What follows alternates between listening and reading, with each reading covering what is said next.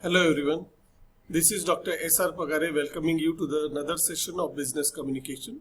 In today's session, we will be discussing horizontal, diagonal and gray point communication. So let's begin with the session. First, let's see what is horizontal communication. Horizontal communication is also known as lateral communication. The communication that takes place between two or more persons who are working at the same level is known as horizontal or lateral communication. Communication between managers, between officers at the same levels, or between any horizontal equivalent organizational members. The main objective of such a communication is to establish interdepartmental coordination. Now in this chart you can see the picture of horizontal communication where you can see purchase manager, production manager, quality control manager and sales manager. All four bear the same designation and they can have communication between each other. Let's see what are the essentials of horizontal communication. First, direct supervision. To make the communication system more effective, a manager should persuade the employees by supervising. Second, act as lubricant. To ensure effective communication, departments must be developed in a way that they act as lubricants in the process of effective horizontal communication. Third, recognition. To make horizontal communication effective, top executives must recognize it as a useful and realistic means to exchange a message. Fourth, clear understandability. Care should be taken that managers have a clear understanding that horizontal communication is a functional part of the total process of communication.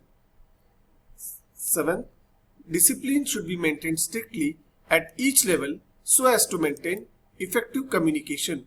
Otherwise, management experiences gaps in the working atmosphere. Emergency communication. To make it effective, these communication systems should be considered a form of emergency communication to effect a quick resolution to a particular problem. Next, interdepartmental communication increase.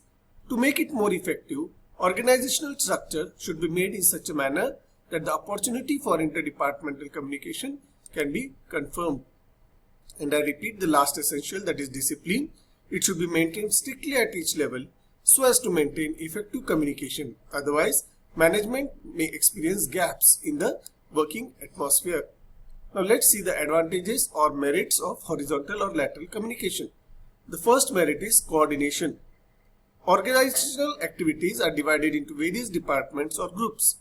Horizontal communication facilitates coordination of various departmental activities so that organization can reach its ultimate goal. Second, reducing misunderstanding. Misunderstanding and conflict among the managers and staff are very common in organizational life. Horizontal communication helps to reduce possible misunderstanding and conflict, though meeting, discussion, face-to-face conversation, etc.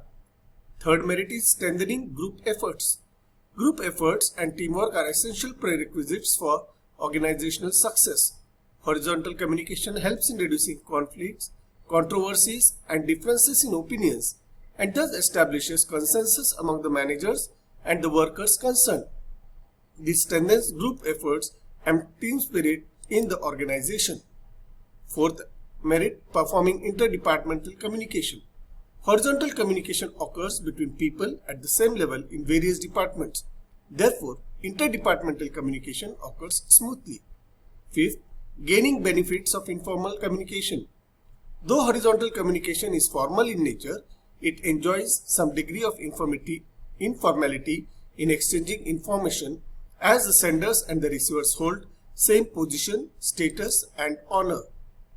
Sixth, distortion-free communication. Horizontal communication is usually free from distortion. Since the sender and the receiver of horizontal communication can exchange information directly, there is no possibility of distortion of message. 7. Bringing dynamism in workplace. Horizontal communication helps to overcome misunderstanding and conflicts among the managers. It creates an environment of cooperation, teamwork and team spirit. This brings dynamism in performing organizational activities. Now let's have a look at demerits or limitations of horizontal or lateral communication. First, rivaling attitude. Horizontal communication occurs between people at the same rank and position. If there exists any hostility or rivalry between them, they will not exchange information spontaneously. Moreover, they will conceal their information intentionally to deprive someone from the real news. Second limitation is interdepartmental conflicts. The success of horizontal communication depends on good relationship between sender and receiver. If there is any conflict, distrust or suspicion between them, horizontal communication will be ineffective. Third demerit, discouraging attitude of top management. In some cases, top managers discourage horizontal communication, thinking that workers may become friendly with one another and may create threat for the management. Fourth, ignoring vertical communication. More concentration on horizontal communication may work as substitute of upward and downward communication. In that case, upward and downward communications are ignored. Now let's see diagonal communication. Diagonal communication is the communication held between different structures of a business firm. It is the communication between the higher and lower sectors of a business firm. It is also known as cross-functional communication or line and staff communication. In this figure, you can see there is a president, there are three presidents and the three departments. It is the hierarchy of a business organization. Here, any department can communicate with the president, any vice president can communicate with other departments, whereas vice presidents and president both can communicate with each other at any moment. Now let's see the merits of diagonal communication. First, it ends communication barriers between the higher and lower sectors of business. Second, it increases the efficiency and speed of the labor by creating positive relations. Third, it can be used as a team build-up or motivational tool. Fourth, it helps in challenge and production management of the firm. Fifth, it provides opportunity to the lower level workers to interact with the managers in informal meetings. Demerits of diagonal communication. First, it is a time-consuming method. Second, time consumption may also lead to inefficiency.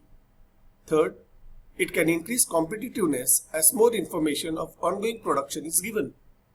Fourth, due to lack of proper communicative skills of employees, there is a chance of increase of misunderstandings. Now let's have a look of informal communication. Informal communication, basically we have one type, that is grapevine communication. Now what is grapevine communication?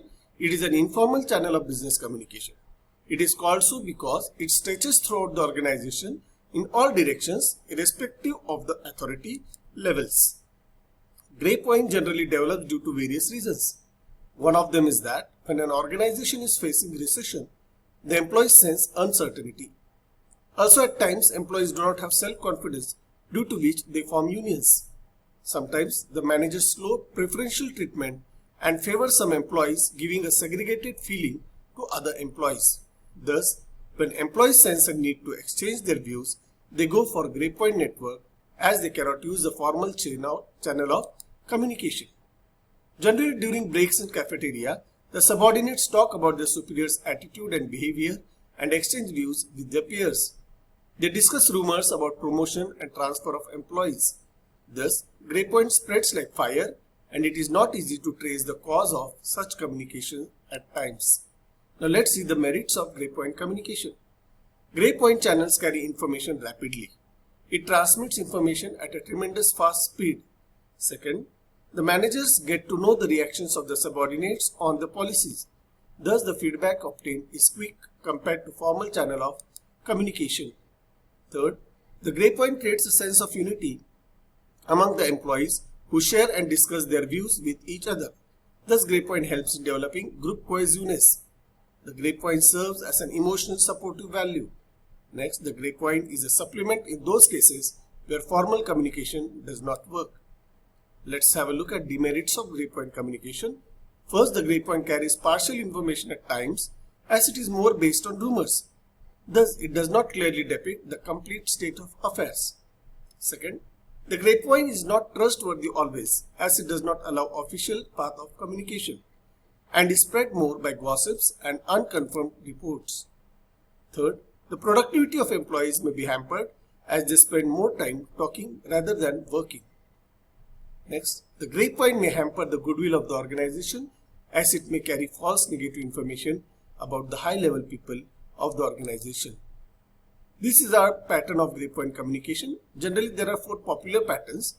First is single strand chain, second gossip chain, third probability chain, and fourth is cluster chain.